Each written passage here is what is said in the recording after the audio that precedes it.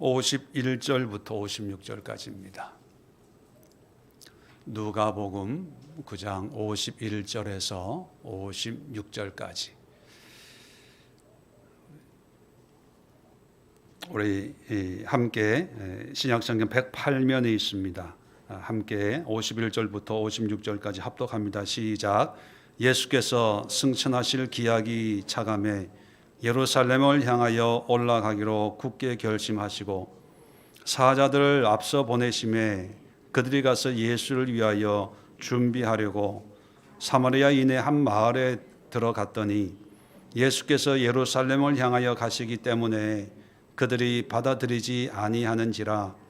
제자 야고보와 요한이 이를 보고 이르되 주여, 우리가 불을 명하여 하늘로부터 내려 저들을 멸하라 하기를 원하시나이까. 예수께서 돌아보시며 꾸짖으시고 함께 다른 마을로 가시니라. 아멘. 예수님이 보이신 제자도, 이제 예수님이 마지막 그 예루살렘 여정을 이제 시작하시는데, 물론 십자가의 의미나 또 그 사명을 예수님은 너무나 잘 알고 계시겠지만 또 인간인지라 여러 가지 마음과 생각이 복잡했을 거라고 추측이 됩니다. 자, 그럼에도 불구하고 피하지 않고 하나님의 뜻에 철저하게 복종하시는 이 예수님, 하나님의 뜻에 따르는 이 예수님의 모습을 우리가 제자도라고 하는 그런 의미로 표현을 하면 예수님의 제자로서 예수님을 따르는 그런 성도의 삶, 믿음의 삶을 제자도라고 표현을 할 수가 있습니다. 그러면 예수님은 하나님, 성부 하나님의 뜻에 어떻게 순종하고 따랐을까? 그리고 제자들은 또 어떤 마음으로 예수님을 따랐을까? 또 우리도 십자가의 그 길처럼 험한 길은 아니겠지만 각자 가진 믿음을 가지고 예수님을 어떻게 따를 것인가? 그게 바로 제자도이거든요.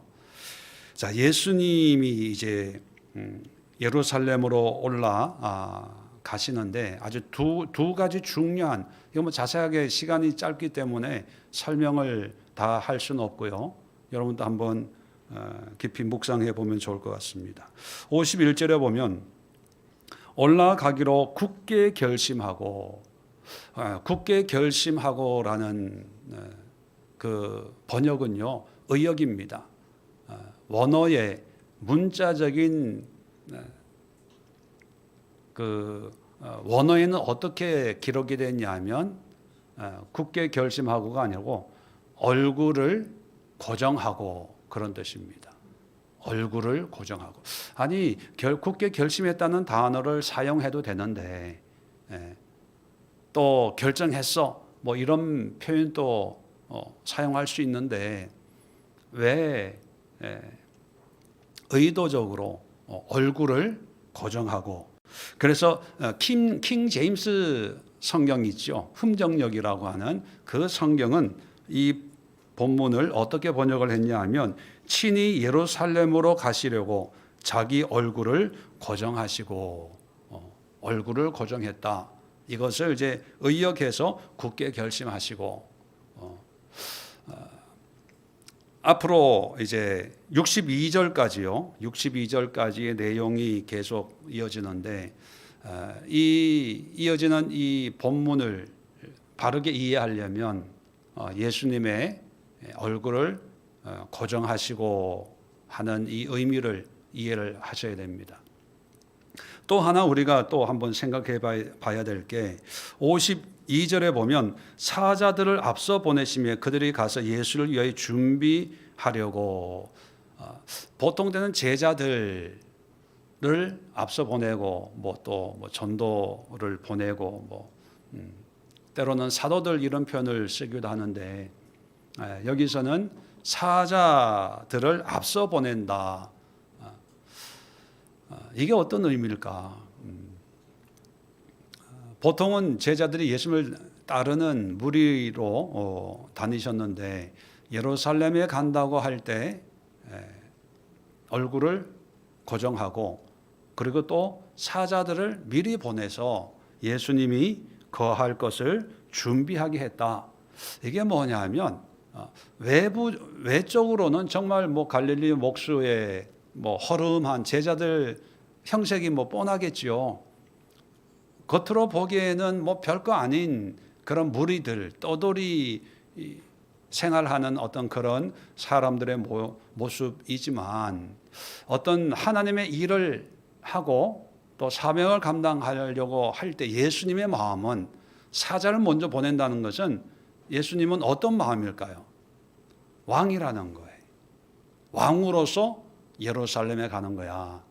그리고 얼굴을 고정했다라고 하는 것은 두리번 하지 않고 목적지를 향해서 곧장 이런 의미도 있고요. 또 하나 왕으로서의 어떤 기품, 당당함, 그런 어떤 자신감의 왕의 어떤 권위에 찬 그런 모습이에요. 근데 사람들은 그렇게 안 봐주겠죠.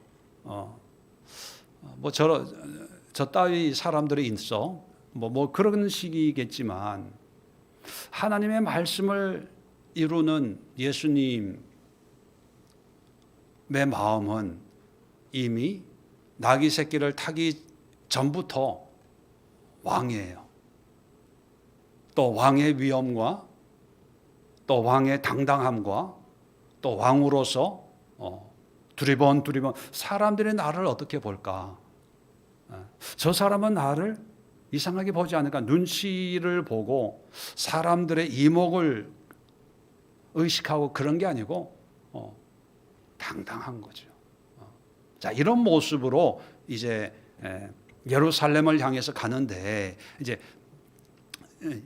이게 이제 중요한 내용이 아니고 오늘 설교에 이건 집에 가서 한번 여러분 묵상하시면서 여러분의 신앙생활이 어떠해야 되는가, 직장에서 가정에서 여러분의 마음에 어떤 자기 정체성, 자존감을 가져야 될까 한번 묵상해 보시고요.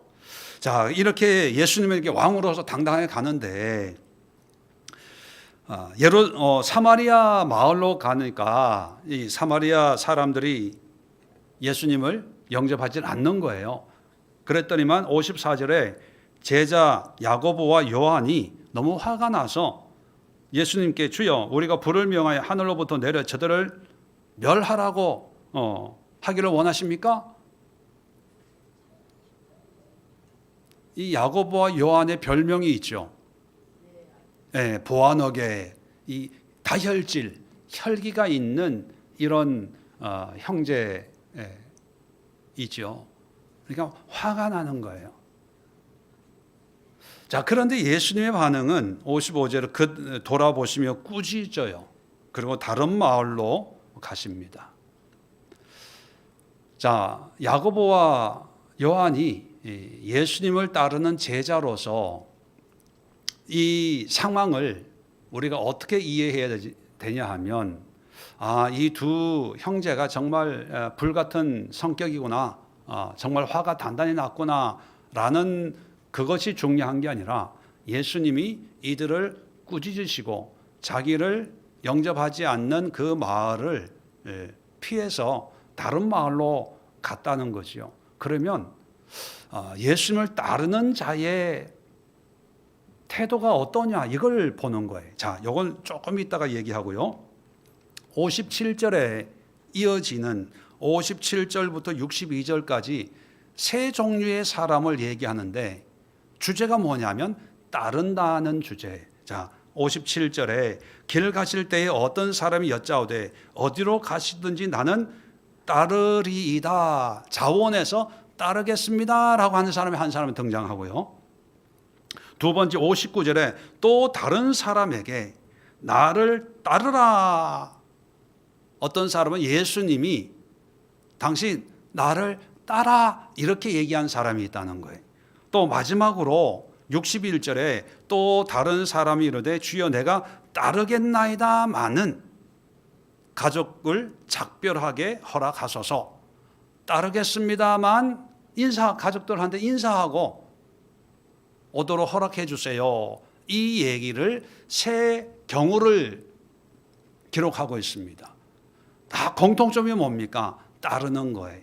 그러면 이걸 이해하고 해석하려면 예수님이 하나님의 사명을 따르는 그런 모습에 비유해서 제자들이 예수님을 따른다고 하지만 혈기를 부리고 화내는 이런 모습을 보면서 또 어떤 사람에게는 따르라 그러고 어떤 사람은 따르겠다고 자원하고 또 어떤 사람은 조건을 제시해요.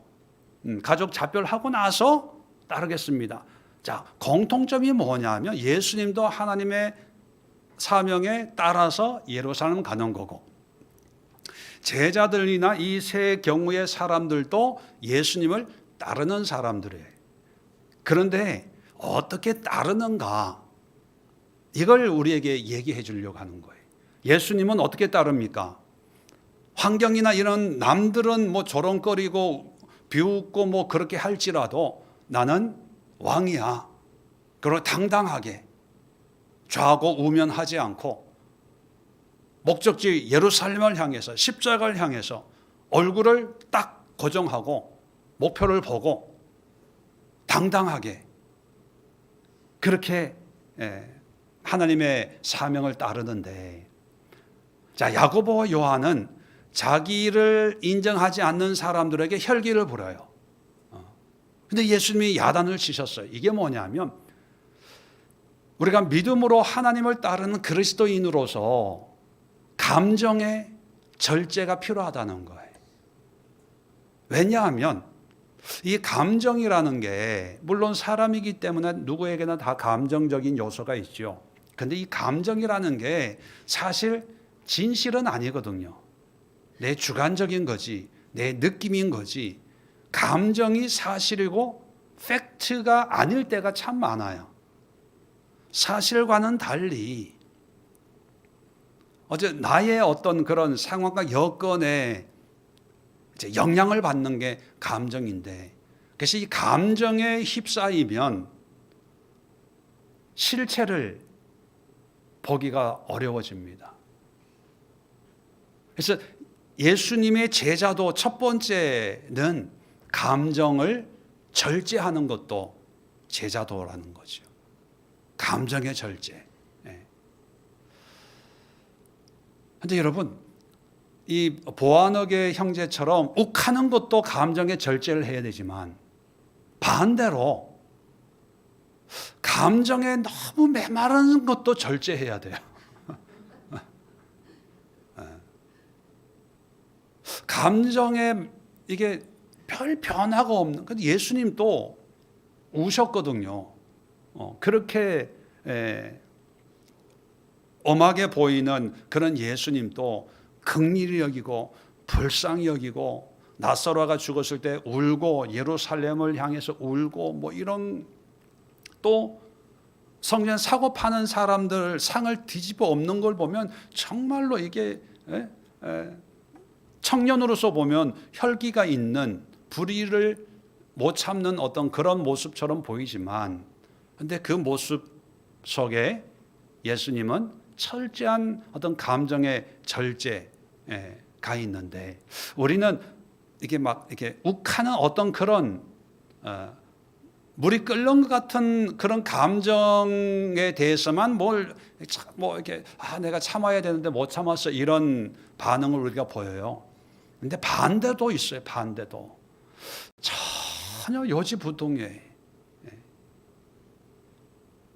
그것도 건강한 제자도로서 울 때 같이 울어주고 웃을 때 같이 웃어주고, 이게 예수님을 따르는 제자의 모습이다는 것을 우리가 기억해야 될 필요가 있고, 자, 57절에 예수님을 따르겠습니다라고 하는 사람에게 58절에 예수님이 뭐라고 얘기하냐면 여우도 굴이 있고 공중에 새도 집이 있을 때 인자는 머리 둘 곳이 없다 이렇게만 말씀하세요. 이게 뭐냐면 여우의 굴, 공중의 새, 집 이게 뭡니까? 우리가 쉴 수 있는 거할 수 있는 어떤 환경적인 요소를 얘기하는 거거든요.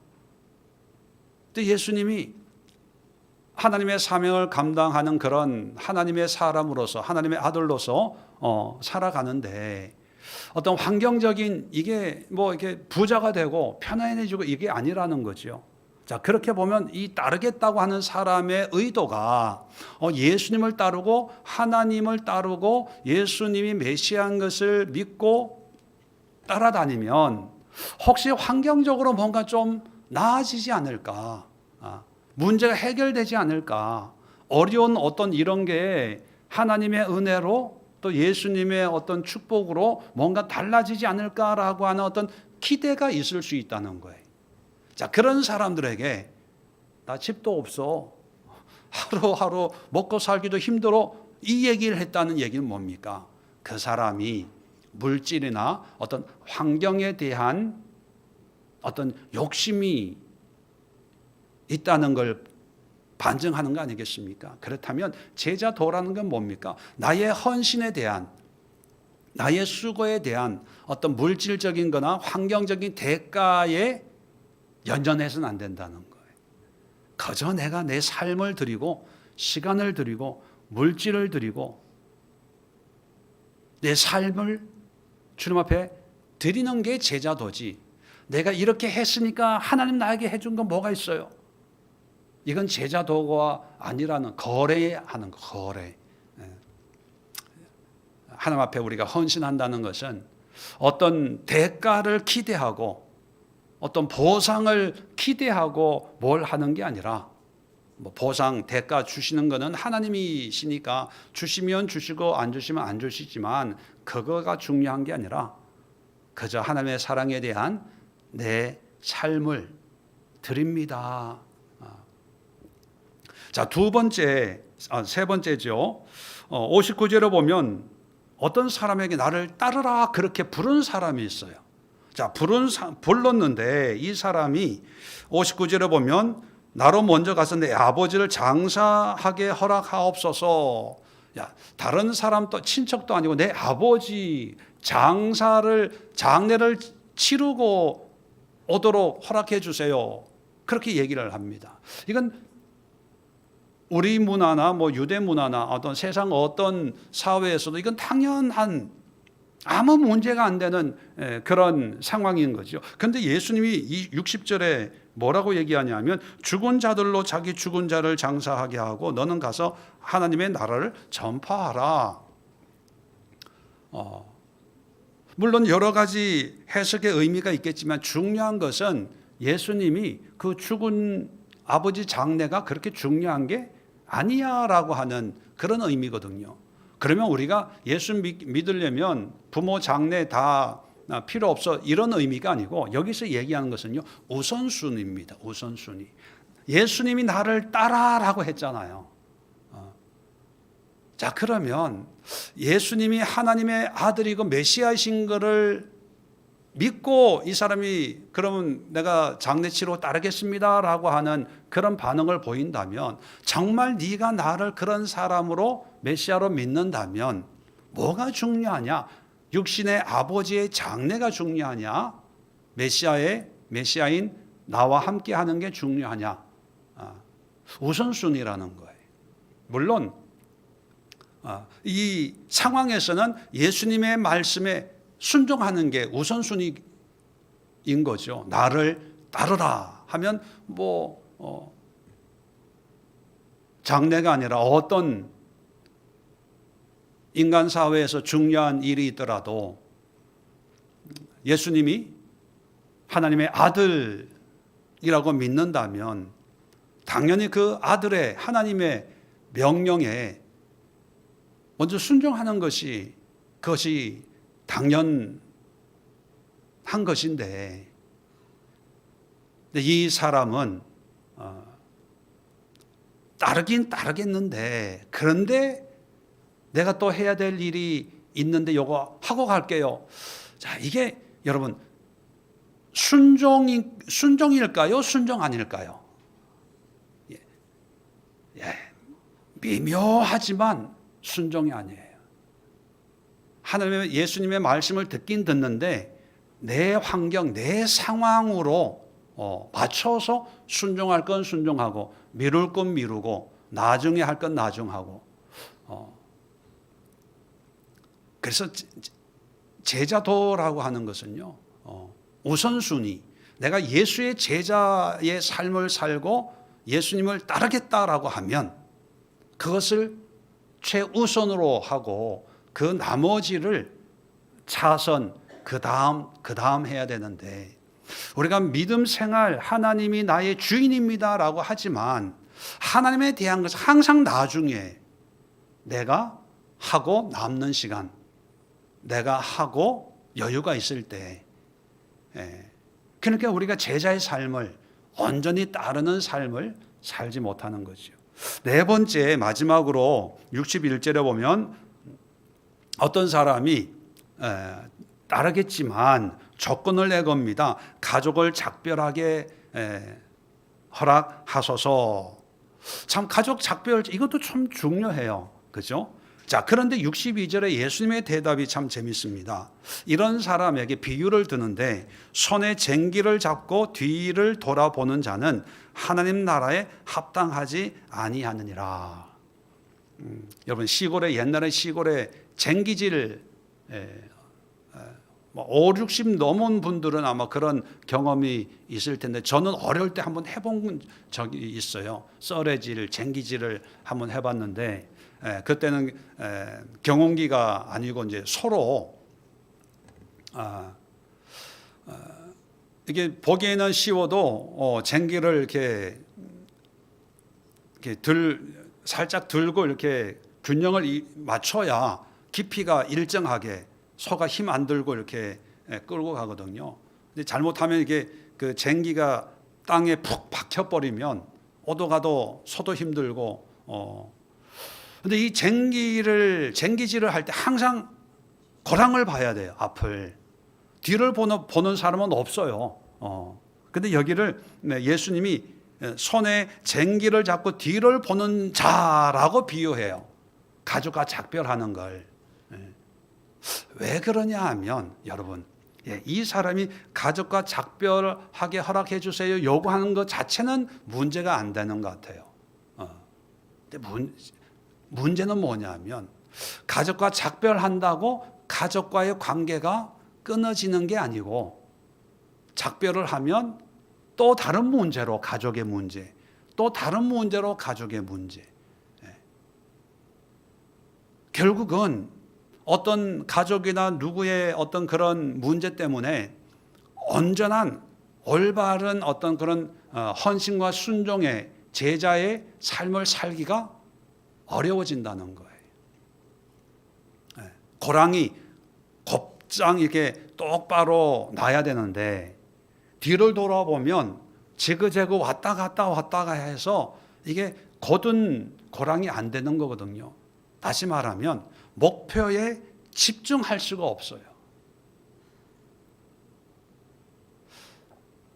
아마 저희 나이 때 되면 젊은 학생들이나 청년들은 잘 모르겠지만 이 자식 문제, 가족 문제가 아마 제일 큰 부담이 아닐까 생각을 합니다. 물론 이 자녀 문제나 가족 문제 때문에 기도하게 되고, 또 이런 가족 문제 때문에 하나님이 나를 다루시는 어떤 한 채찍일 수도 있고 방법일 수도 있고, 그죠? 부모를 다루기 위해서는 항상 자녀를 이용하는, 이런 걸 보면 하나님이 좀 나쁘신 것 같아요. 볼모로 삼아서. 그런데 제자도의 삶을 산다는 것은요, 자녀의 인연을 끊으라는 게 아니라 거기에 매이면 안 된다는 거예요. 그래서 자녀에 매이지 말고 목표에 이 쟁기질하는 그 농부는 항상 앞만 보고 그 똑바른 그 목표를 향해서 쟁기를 잡고 가야 그 거랑이 제대로 만들어지는 것처럼 어떤 가장 친한 어떤 사람의 문제, 인간관계의 문제, 여기에 조금 틈이 생기면 그 틈으로 계속 다른 문제, 늘 제가 얘기하는 것 중에 하나가 목사님 우리 아이 대학 가게 기도해 주세요. 대학 갔어요. 취업 위해서 기도해 주세요. 취업했어요. 결혼 위해 기도해 주세요. 했어요. 결혼했는데 아이가 없네. 아이 기도해 주세요. 이제 그 다음에 그 아이가 이제 유치원 갈 때 좋은 유치원. 끝이 없는 거예요. 끝이. 네.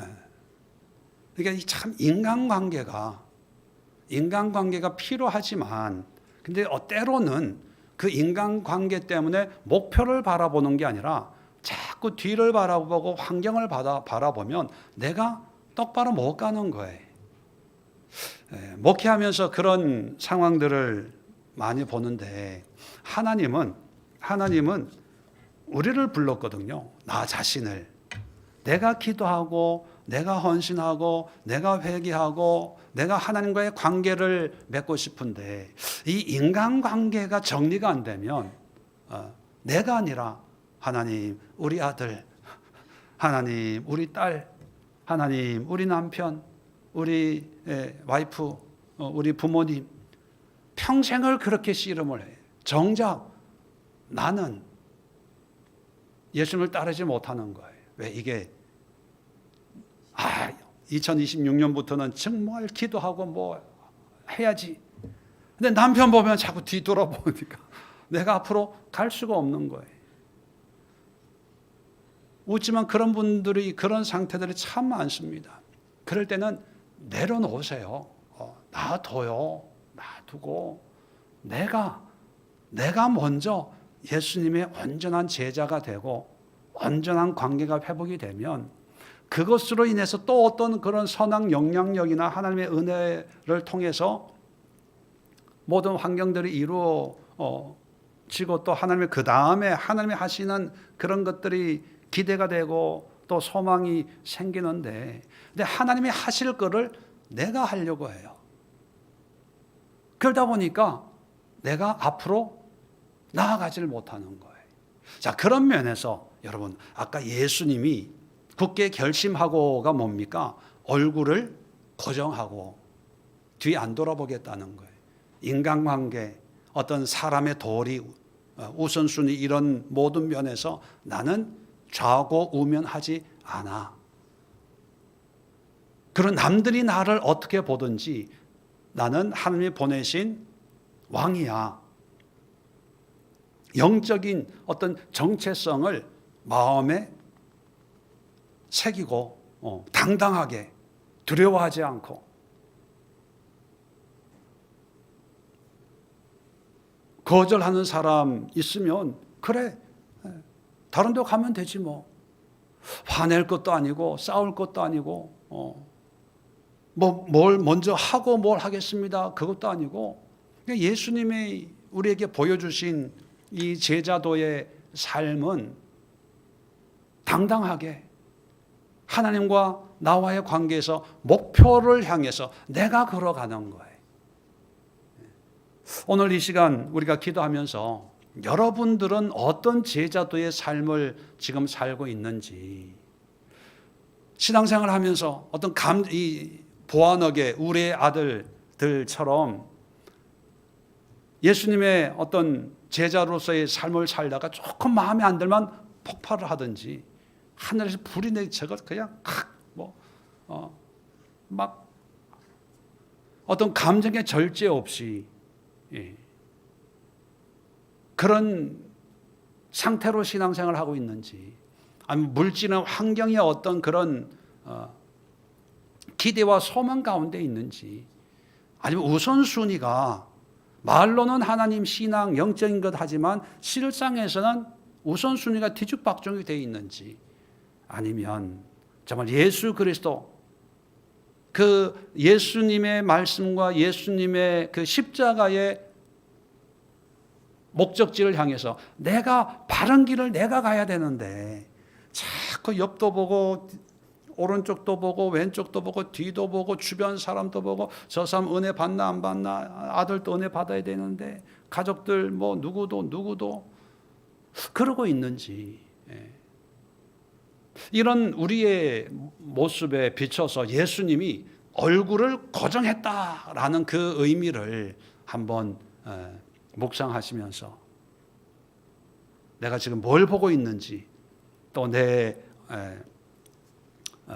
눈이, 내 손이 어디에 관심이 있는지 한번 생각해 보면서 예수님이 우리에게 보이신 참 제자도의 모습처럼 우리도 남은 생에 제자의 믿음의 여정을 끝까지 달려갈 수 있도록 함께 기도하는 시간 갖도록 하겠습니다. 자리 정돈하시고 주여 한번 힘차게 외치고 합심해서 기도합니다.